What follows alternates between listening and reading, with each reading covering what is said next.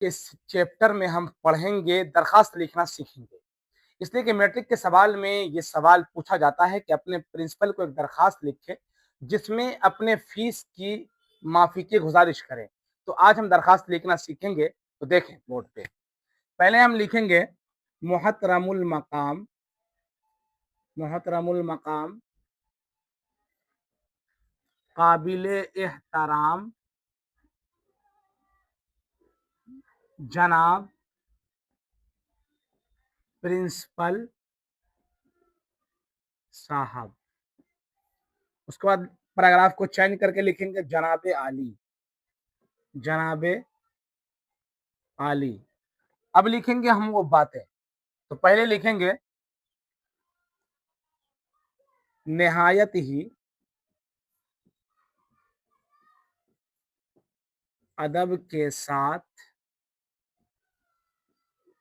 गुजारिश करता हूँ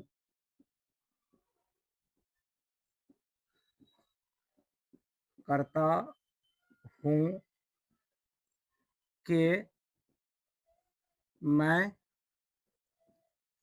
एक गरीब घर से ताल्लुक़ रखता हूँ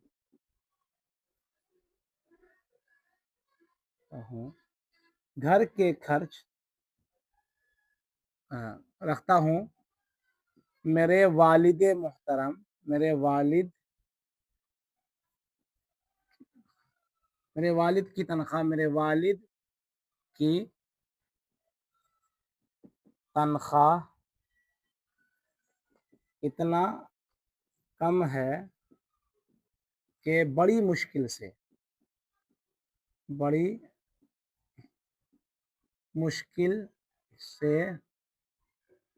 घर का खर्च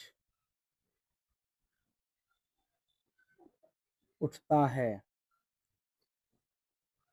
बड़ी मुश्किल से घर का खर्च उठता है। तनख्वाह कम होने की वजह से, तनख्वाह कम होने की वजह से वो मुझे नहीं पढ़ा सकते, नहीं पढ़ा सकते और मुझे पढ़ने का बहुत शौक है, और मुझे पढ़ने का बहुत शौक है। इसलिए आपसे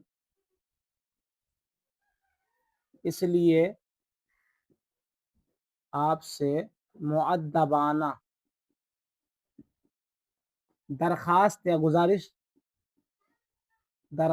है कि आप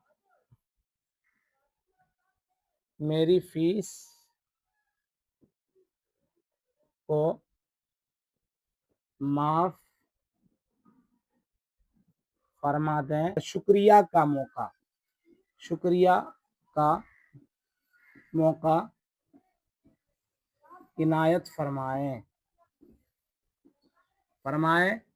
एन नवाजिश होगी, पैराग्राफ को चेंज करेंगे। एन नवाजिश होगी फ़कत वस्सलाम अहकर, ये लिखेंगे यहाँ पे अहकर, यानी अहकर जो लिख रहा है, जो दरखास्त लिख रहा है, जो अपील कर रहा है, वो लिखेंगे अहकर दिलशाद